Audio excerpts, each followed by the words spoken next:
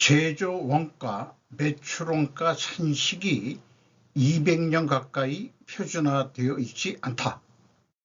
이는 제조 원가 회계가 분식 회계를 조장하고 있다고 해석할 수밖에 없다라는 제목으로 소개를 해드릴까 합니다. 구독, 좋아요 부탁드리고 1.5배속을 보시기 바랍니다. 우리가 상장회사가 보고서를 공시할 경우에 비용의 성격적 분류라는 데이터 주석을 공시하고 있습니다. 여기에 작성 표준이 어느 정도는 돼 있지만은 그 내용으로 보면은 표준화되어 있지 않습니다. 그래서 영업이익을 조작할 여지가 많다라는 내용을 좀 소개를 하고자 하는 것입니다. 제가 그 ABC를 붙인 거는 제가 붙인 거고요. 일반적으로 재고자산의 변동이라는 항목이 있고 또 원재료의 사용, 그 다음에 이제 상품의 매입액 이렇게 돼 있는 게 나름대로 표준인데 원재료의 사용액과 상품의 매입액을 묶어서 표기하는 기업들도 의외로 많습니다.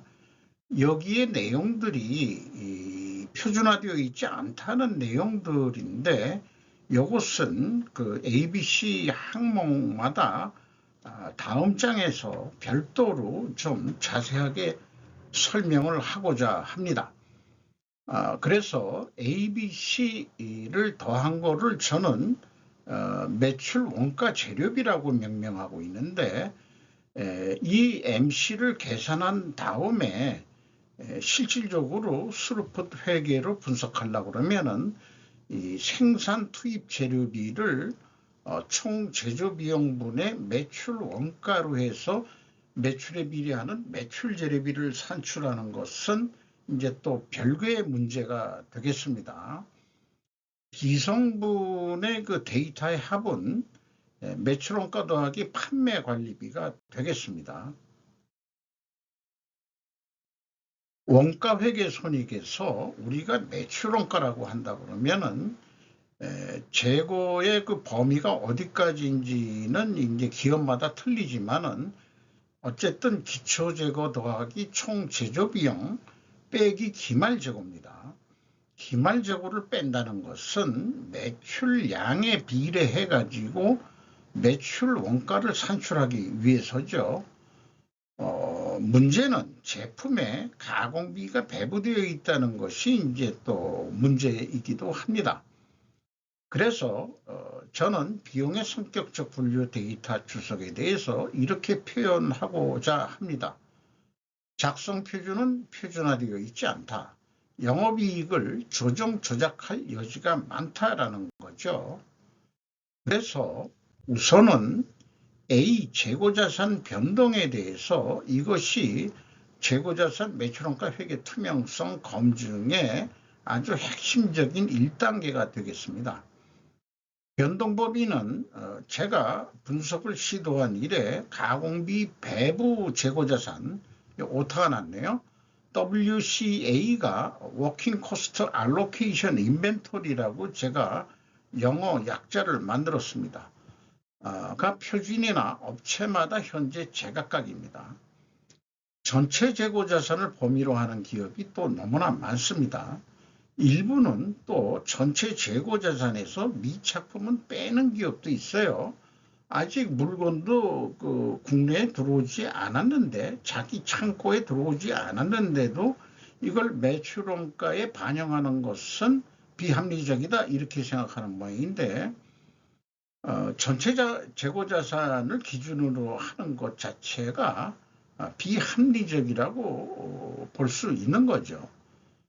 그리고 재고자산 명세 증감액 비교 검증에서 갭을 추적할 수 없는 경우도 허다하게 많습니다. 요게 이제 현실적인 분석을 하면서 나오는 내용들이고요. B가 이제 원재료의 사용액이라고 되어 있는데 A가 가공비 배부 재고자산 변동 범위면은 원재료의 사용액이 표준으로 기재하게 되어 있습니다. 왜냐하면 제조 원가란 것은 생산 투입 재료비 더하기 가공비, 가공비라는 게 이제 인건비 더하기 경비죠. 이 경비에는 뭐 감가상각비 이런 것도 다 들어가고 그렇습니다. 이기 때문이다. 그런데 A가 전체 재고자산 변동이면 원재료는 사용액이 아니고 매입액으로 기재해야 됩니다. 그 경우 원재료 매입액 더하기 가공비가 되기 때문에 제조 원가가 생산 재료비에 되는데 원재료 매입액이 되니까 제조 원가가 성과가 왜곡이 돼버리는 거죠. 뭐 전문가들은 매출원가는 결과적으로 똑같지 않느냐라고 주장을 할진 모르겠습니다만은 과정이 불합리하다면은 결과도 우리는 불합리하다라고 그렇게 결론을 내야 될 것입니다. 그리고 제품 매출원가는 기초 가공비 배부 재고자산 더하기 총 제조비용 요거를 제조원가라고도 표현할 수 있고요. 빼기 기말 재고가 되겠습니다. 그래서 총 제조비용을 거꾸로 산출해낸다면은 제품 매출원가에서 거꾸로 기말 재고를 더한 다음에 기초 가공비 배부 재고자산을 빼면은 나오게 되겠습니다. 이런 상황이 되겠어요. 그리고 상품의 매입액이라고 표현되는데 A의 상품을 포함시키는 것이 표준이라고 저는 규정을 하고자 합니다. 왜냐하면 제조업을 하는 데 있어서 상품은 부가적인 계정이기 때문에 그렇고 또한 대한민국을 대표하는 삼성전자도 제품과 상품을 구분하지 아니하고 계정을 쓰고 있습니다. 상품 제품이라고 표기를 하고 있기 때문에 어쨌든 편의성도 들어갑니다만은 이 상품을 포함시키게 되면은 그때는 상품은 매입액으로 표기해야 된다. 왜냐하면은 상품 매출원가라는 것은 기초상품 더하기 또 상품 매입액이 있고 기말 상품액을 빼야 상품 매출원가가 나오는데 그렇다면은 상품 매입액이라는 것이 상품 매출원가에서 거꾸로 기말 상품을 더해가지고 기초 상품을 빼는 거거든요. 그러니까 상품 매입액이라고 표기를 해야 된다는 것입니다. 이 A 재고자산의 변동에 상품이 들어갔기 때문에 상품 매입액이라고 표현해야 되는 거죠. 이 A 재고자산 변동에 이게 들어갔다는 얘기입니다. 그러니까 상품 매입액이라고 표현해야 된다는 거예요. 그래서 C를 상품의 사용액으로 표기된다면 A에 당연히 상품이 포함되지 않는 것이고 사용액은 다른 말로 얘기하면은 상품 매출 원가가 되는 거죠. 이렇게 표현 안 하고 상품의 사용 이렇게도 표현들을 합니다. 그러니까 어떤 그 표기는 어느 정도는 그 순서는 그 표준화가 됐다 하더라도 그 내용을 기재하는 것은 아직까지 기업체마다 제각각이다 이렇게 얘기를 할 수 있겠습니다. 이 인건비, 감가상각비, 기타 운영 경비도 기업마다 다양하게 표현들을 하고 있고요. 인건비에는 퇴직급여는 일단 포함을 안 시키고 기타 운영경비로 인식을 해서 분석은 하고 있습니다. 그래서 비용의 성격적 분류라는 합은 매출원가 더하기 판매관리비니까 이거를 또 다른 용어로 한다면 제조업이 아닌 경우에는 영업비용이라는 또 용어를 쓰고 있죠. 이렇게 되겠습니다. 또 좀 전개를 해 나가서 이게 이제 재고관리 흐름으로 그 재고자산 명세도 공개를 해야 된다고 제가 줄기차게 흐름으로 공개를 하라 이렇게 요구를 하고 있습니다만은 이것은 제가 내부회계관리 제도를 그 용역을 받아가지고 그 일을 해봤기 때문에 이 제조업에서는 이거가 확실히 증명이 되면은 회계 투명성은 50%는 먹고 들어간다. 이렇게 얘기할 수 있겠어요.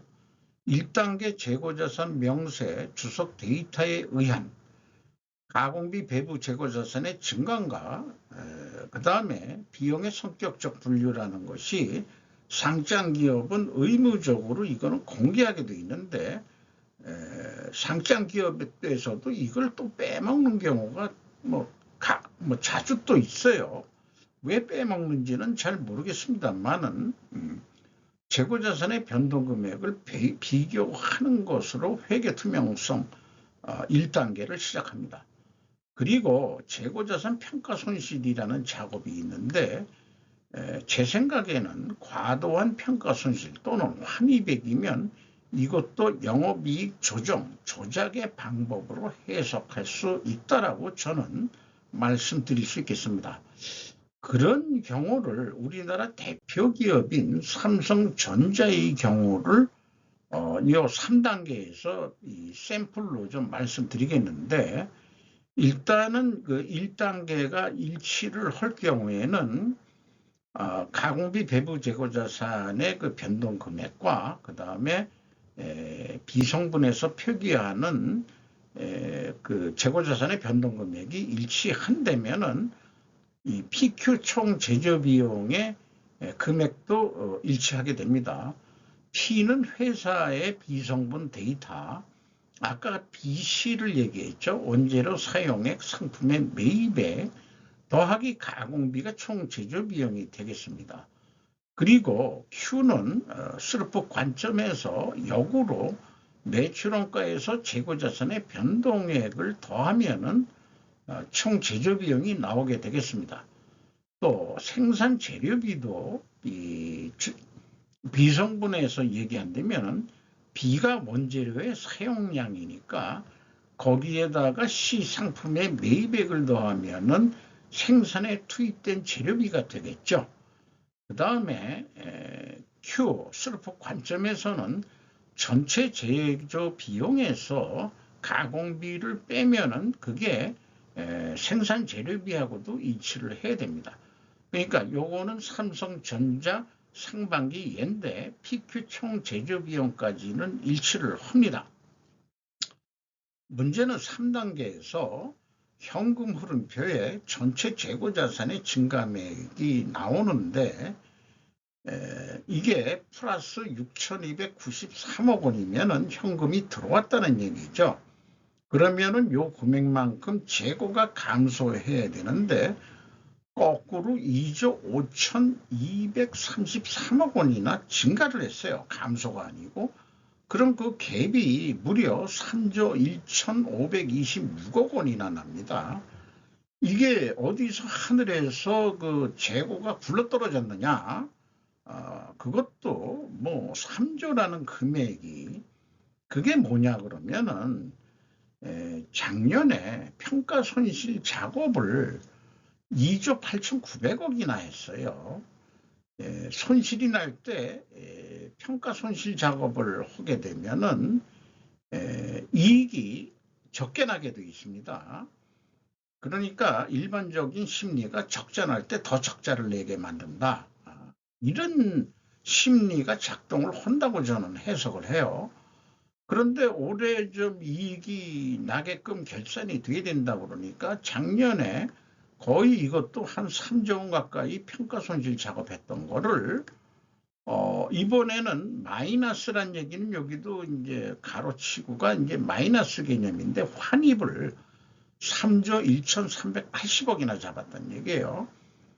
이 정도 금액의 변동 금액이면은 우리가 그 재고자산의 그 변동 범위 외에 재고자산 평가 손실이나 환입액으로도 원가 회계 영업이익을 조정 또는 조작할 수 있다. 한마디로 임의 조정을 할 수 있다. 이런 얘기가 되겠습니다. 그래서 또 하나 이런 것들을 검증하기 위해서 제가 창출한 가공비 배부 재고자산 회전율과 스루프율을 통한 회계 투명성 검증 방법을 창출해 냈는데, 이 가공비 배부 재고자산이라는 것은 제품 하나만 우선 생각을 하죠. 반제품이나 제공품도 들어갑니다. 재료비에다가 가공비를 더한 거죠. 그것이 제품의 가치라고 지금 생각하는 거니까 이것을 부풀렸다고 한다 그러면은 재고가 증가하는 거죠. 그러니까 이게 이 회전율이 상승을 하고 스루픈율도 상승을 했다면은, 근데 스루픈율이라는 것은 매출 재료비를 뺀 거거든요. 그것은 재료비에는 가공비가 배부가 안 돼 있어요. 이게 동일한 방향이면은 가공비가 배부된 재고자산도 회전율이 높았고, 가공비가 배부 안 된 스루프율도 올랐다고 한다면은 이것은 투명한 거다, 이런 얘기예요. 그럴 경우에 원재료 가격, 그러니까 입증을 해야 되는데 원재료 가격이 하락을 해야 되고 판매 가격은 인상이 됩니다. 그리고 순방향이지만은 하락했을 경우에는 원재료 가격이 상승해야 되고 판매 가격은 인하가 돼야 됩니다. 역방향인 경우 재고 회전율은 상승하고 스루픈율을 하락했다 그러면은 분식회계 개연성 가정을 세우는데, 이거를 투명하다고 반증을 해야 된다면은 원재료 가격이 하락하고 그 다음에 판매 가격도 하락해야 됩니다. 또 하나, 회전율은 하락했는데 스루픈율은 상승했다. 이렇게 되면은 이것도 분식회계 개연성 가정을 세우는데, 이것도 반증을 하려고 하면은 원재료 가격이 상승하고 판매 가격은 또 인상이 돼야 됩니다. 이렇게 반증을 해야 됩니다. 추가적으로 제조원가 회계에서 제품의 가공비를 배부하는 것 자체도 저는 분식회계로 인식해 볼 필요가 있다, 이렇게 생각을 합니다. 또 하나, 원재료 가격이 상승을 했든 하락을 했든 외부에서 볼 때 그렇기 때문에 실제 내부적으로 우리가 수량에 의한 재고 회전율을 산출해 낼 수 있다면은, 산출을 해서 회전율이 상승을 했다고 그런다면은 이거는 원재료 가격의 추이하고 관계없이 투명하다라고 인정을 해야 될 것입니다. 이런 결과를 통해 가지고 판매 예측을 함에 있어서도 일반적으로 우리는 인플레이션 시대를 살고 있고, 대부분 재고는 계속 증가하고 매출도 증가하는 그 속에서 살고 있어요. 그러면 원가 회계란 것은 어떤 추세를 나타내냐 그러면은, 재고가 증가하면은 매출 원가를 감소시켜 영업이익이 증가하게 손익산출을 합니다.